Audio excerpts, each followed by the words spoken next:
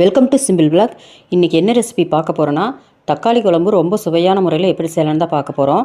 நம்ம எல்லாருக்கும் தக்காளியாக செய்கிற சட்னி, தொக்கு, குழம்பு எல்லாருக்குமே ரொம்ப பிடிக்கும். காலையில் எழுந்திரிச்சா டெய்லி என்ன சாம்பார் செய்கிறது அப்படின்னு ரொம்ப குழப்பமாக இருக்கும். நீங்கள் இந்த மாதிரி தக்காளி குழம்பு செஞ்சிங்கன்னா இட்லி, தோசை, சாதம் எல்லாத்துக்குமே ஊற்றி சாப்பிடலாம். இந்த குழம்பு நல்லா காரசாரமாக சாப்பிட்றதுக்கு ரொம்ப அருமையாக இருக்கும்.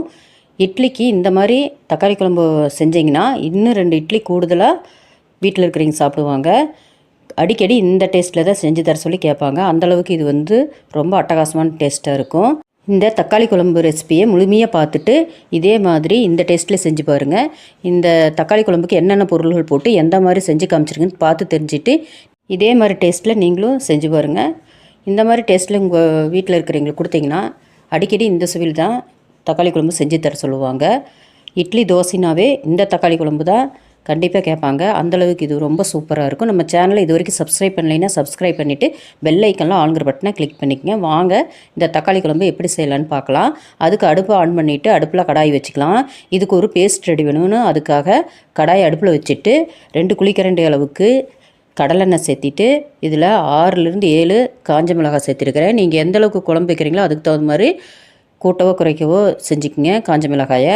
இப்போ காஞ்ச மிளகாய் ஒரு நிமிஷம் சிம்மில் வச்சு வதக்கிட்டு இதில் சீரகம் 1 டீஸ்பூனு, சோம்பு 1/2 டீஸ்பூனு, மிளகு 1/4 டீஸ்பூனு, பட்டை கொஞ்சமாக, கிராம்பு 2-3 எடுத்துக்கங்க. ஒரு 3 கிராம்பு எடுத்தால் போதுமானது. அதை சேர்த்திட்டு சிம்மில் வச்சுட்டு கொஞ்சம் நேரம் பொரிச்சிட்டு இதில் ஒரு 10 பல் பூண்டு, கொஞ்சம் இஞ்சி சேர்த்திக்குங்க. கட் பண்ணி சேர்த்திட்டு இதோட சின்ன வெங்காயம் கொஞ்சம் கூடுதலாக சேர்த்திக்குங்க. ரொம்ப நல்லாயிருக்கும். நான் ஒரு கப்பு வழியாக சின்ன வெங்காயம் எடுத்துருக்கிறேன். பாருங்கள் எவ்வளோ கூடுதலாக சின்ன வெங்காயம் எடுத்துருக்கிறேன்னா அந்தளவுக்கு இது டேஸ்ட்டு நல்லாயிருக்கும். இப்போ குறைந்த விலையில் சின்ன வெங்காயம் கிடைக்கிறனால இந்த மாதிரி குழம்புக்கெல்லாம் ஆட்டி நம்ம வச்சுக்கலாம். நோய் எதிர்ப்பு சக்தி அதிகம் இருக்கிறனால கண்டிப்பாக சின்ன வெங்காயம் அதிக அளவு பயன்படுத்திக்கங்க. இப்போ சின்ன வெங்காயத்தை சேர்த்திட்டு நல்லா கண்ணாடி பதத்துக்கு இந்த மாதிரி வதக்கிக்க வேணும். வதக்கிட்டு இதில் நம்ம தக்காளி சேர்த்திக்கலாம். தக்காளி ஒரு 7லேருந்து 8 தக்காளி எடுத்து அதை 2 கட் பண்ணி சேர்த்திக்க போகிறேன்.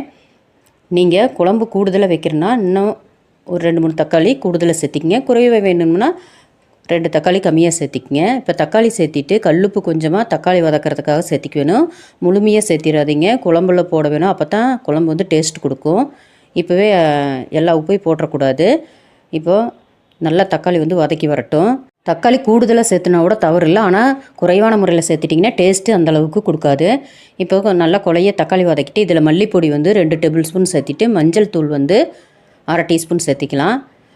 சேர்த்திட்டு ஒரு நிமிஷம் அப்படியே கிளறி விட்டுக்கலாம். சிம்மில் அடுப்பு வச்சுக்கிட்டு கிளறி விடுங்க. நல்லா கிளறிட்டு இதில் தேங்காய் ஒரு 1/4 கப்பு பொடிப்பொடியாக கட் பண்ணி வச்சுருக்கிறேன். 1/4 முடி தேங்காய் நீங்கள் துருவியோடு சேர்த்திக்கிங்க. இப்போ பொடிப்பொடியாக கட் பண்ண தேங்காயை சேர்த்திக்கலாம். சேர்த்திட்டு 1 டேபிள் ஸ்பூன் அளவுக்கு பொட்டுக்கடலை சேர்த்திக்கலாம். பொட்டுக்கடலை எதுக்குன்னா குழம்பு நல்லா கெட்டித்தன்மை கொடுக்கும், அதுக்காக டேஸ்ட்டாகவும் இருக்கும். இப்போ கருவேப்பிலை ஒரு இனுக்கு சேர்த்திட்டு சிம்மில் அடுப்பு வச்சுட்டு ஒரு நிமிஷம் அப்படியே பிரட்டி விட்டுக்கலாம். நல்லா கலந்து விட்டுருக்கு வேணும். நல்லா இந்த மாதிரி கலந்து விட்டுட்டு ஒரு நிமிஷம் அடுப்பில் வச்சுட்டு அப்படியே ஸ்டவ் ஆஃப் பண்ணிவிட்டு ஆற வச்சு மிக்ஸி ஜாரில் சேர்த்திக்கலாம். ரொம்ப தேங்காய் வேக வைக்க தேவையில்லை, அந்த சூட்லேயே ஒரு நிமிஷம் அப்படியே வெந்துனா போதுமானது. இப்போ மிக்ஸி ஜாரில் சேர்த்திட்டு தண்ணி கொஞ்சமாக சேர்த்தி அரைச்சிக்கலாம். இந்த மாதிரி தக்காளி குழம்பு ஒரு தடவை வச்சு பாருங்கள். சாப்பிட இன்னும் கொஞ்சம் ஊற்றி சாப்பிட்லான்னு தோணும், அந்தளவுக்கு டேஸ்ட்டாக இருக்கும். இப்போ அரைச்சிட்டு வந்தாச்சு. இப்போ அரைச்சிட்டு வந்த பேஸ்ட்டு அப்படியே இருக்கட்டும். வாங்க இது எப்படி செய்யலான்னு பார்க்கலாம். அதுக்கு அடுப்பு ஆன் பண்ணிவிட்டு அடுப்பில் கடாய் வச்சுக்கலாம். கடாய் சூடானது இதில் கடலெண்ணெய் 2 குழிக்கரண்டி அளவுக்கு சேர்த்திட்டு கடுகு 1/2 டீஸ்பூன் சேர்த்தி நல்லா பொரிஞ்ச உடனே இதில் பெரிய வெங்காயம் 2 பெரிய வெங்காயத்தை நீல வாக்கில் கட் பண்ணி வச்சுருக்கிறத இதோட சேர்த்திக்கலாம். இந்த மாதிரி தாளிக்கும் போது பெரிய வெங்காயத்தை சேர்த்தி அரைக்கிறதுக்கு சின்ன வெங்காயத்தை சேர்த்தி செஞ்சிங்கன்னா இந்த தக்காளி குழம்பு ரொம்ப டேஸ்ட்டான முறையில் இருக்கும். வெங்காயத்தை சேர்த்திட்டு 2 பச்சை மிளகாவை சேர்த்திட்டு கருவேப்பிலை கொஞ்சமாக சேர்த்தி வெங்காயத்தை நல்லா வதக்கிக்கலாம். இப்படி பெரிய வெங்காயம் சேர்த்தும் போது சாப்பிடும்போது ரொம்ப டேஸ்ட்டான முறையில் இருக்கும். வெங்காயத்தை சேர்த்து நம்ம குழம்போடு சாப்பிடும்போது ரொம்ப அருமையாக இருக்கும். இப்போ வெங்காயம் நல்லா வதக்கி வந்தாச்சு.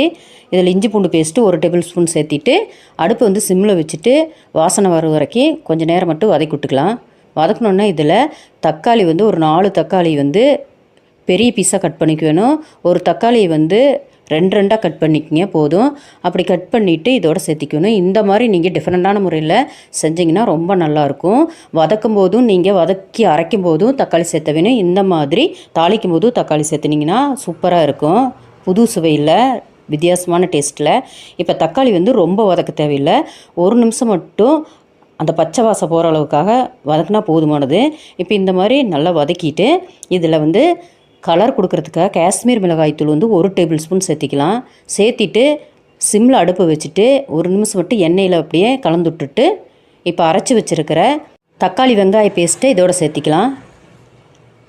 நீங்கள் இது வரைக்கும் இந்த மாதிரி தக்காளி குழம்பு செஞ்சு சாப்பிட்ருக்க மாட்டேங்க. அந்தளவுக்கு இது வந்து ரொம்ப சூப்பரான முறையில் இருக்கும். இப்போ வெங்காயம் தக்காளி பேஸ்ட்டு சேர்த்திட்டு நல்லா கலந்து விட்டுட்டு 1 கப்பு தண்ணி மட்டும் சேர்த்திக்கலாம். எந்தளவுக்கு உங்களுக்கு கெட்டித்தன்மை குழம்பு வேணுமோ அதுக்கு தகுந்த மாதிரி தண்ணி வந்து சேர்த்திக்குங்க. சேர்த்திட்டு நல்லா மிக்ஸ் பண்ணி விட்டுக்கலாம். நல்லா மிக்ஸ் பண்ணிவிட்டு மூடி போட்டுட்டு 10 நிமிஷம் குக் பண்ணிக்கலாம். அடிக்கடி ஓப்பன் பண்ணி கிளறி விட்டுக்குங்க ஒரு 2 தடவையாவது. இப்போ நல்லா 10 நிமிஷம் கொதி வந்து நல்லா பச்சை வாசம் போய் நல்லா கெட்டித்தன்மையில் வந்துருச்சு குழம்பு. இப்போ வந்து சிம்மில் அடுப்பு வச்சுட்டு ஒரு கை நிறையா பொடியாக கட் பண்ண மல்லித்தலையும் நாட்டு சக்கரை இல்லைன்னா வெல்லம் வந்து 1 டீஸ்பூன் சேர்த்திக்கலாம். இது கூடுதலான சுவை கொடுக்கும். கண்டிப்பாக இந்த மாதிரி செஞ்சு பாருங்கள். கட்டாயம் வெல்லமாக நாட்டு சக்கரையை சேர்த்திக்கங்க.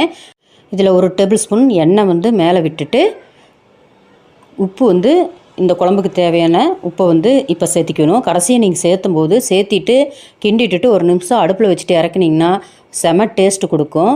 இப்போ எல்லாம் கலந்து விட்டுட்டு சிம்மில் வச்சுட்டு 1 நிமிஷம் மட்டும் குக் பண்ணிவிட்டு ஸ்டவ் ஆஃப் பண்ணிக்கலாம். ரொம்ப டேஸ்டியான தக்காளி குழம்பு வித்தியாசமான டேஸ்ட்டில் ரெடி ஆயிடுச்சு. நீங்களும் இட்லி தோசை சாதத்துக்கு இந்த மாதிரி டிஃப்ரெண்ட்டான டேஸ்ட்டில் கட்டாயம் செஞ்சு பாருங்கள். எத்தனையோ டேஸ்ட்டில் தக்காளி குழம்பு இருந்தாலும் இந்த டேஸ்ட்டில் நீங்கள் செஞ்சு சாப்பிடும்போது வேறு லெவலில் இருக்கும். நீங்கள் இது வரைக்கும் இந்த சுவையில் கட்டாயம் இட்லி தோசை சாதத்துக்கோ சாப்பிட்டு பார்த்துருக்க மாட்டீங்க. அந்தளவுக்கு இது வந்து அல்டிமேட் டேஸ்ட் கொடுக்கும். இந்த குழம்புக்கு கூடுதல் சுவை தரதே கடைசியாக நாம் பெரிய வெங்காயம் தக்காளி போட்டு வதக்கி அரைச்சி ஊற்றி செய்கிற பாருங்க. அதுதான் ரொம்ப டிஃப்ரெண்ட்டான டேஸ்ட்டு கொடுக்கும். கட்டாயம் இந்த மாதிரியே செஞ்சு பாருங்கள். செஞ்சு பார்த்துட்டு கமெண்ட்ஸில் எப்படி இருக்குதுன்னு கண்டிப்பாக சொல்லுங்கள். சேனலை இப்போ தான் ஃபஸ்ட் டைம் பார்க்குறீங்கன்னா சப்ஸ்கிரைப் பண்ணிவிட்டு பக்கத்தில் உள்ள ஆளுங்கிற பட்டனை கிளிக் பண்ணிக்கங்க. அப்போ தான் நான் போடுற வீடியோ உங்களுக்கு வந்து உடனுக்குடன் கிடைக்கும். வீடியோ பிடிச்சிருந்தால் லைக் பண்ணுங்கள். ஃப்ரெண்ட்ஸுக்கெல்லாம் இந்த ரெசிபி வீடியோவை கண்டிப்பாக அனுப்புங்க. அவங்களும் இந்த மாதிரி டேஸ்ட்டில் செஞ்சு பார்க்கட்டும். இது மாதிரி நிறைய வித்தியாசமான சமையல் வீடியோ என் சேனலில் போட்டுக்கிறேன். போய் பார்த்துட்டு அதே மாதிரி எல்லா ரெசிபி செஞ்சு பாருங்கள். ரொம்ப டேஸ்ட்டான முறையில் இருக்கும். ரொம்ப பயனுள்ளதாகவும் உங்களுக்கு இருக்கும். ஓகே ஃப்ரெண்ட்ஸ், அடுத்த வீடியோவில் வேறொரு ரெசிபியில் பார்க்கலாம்.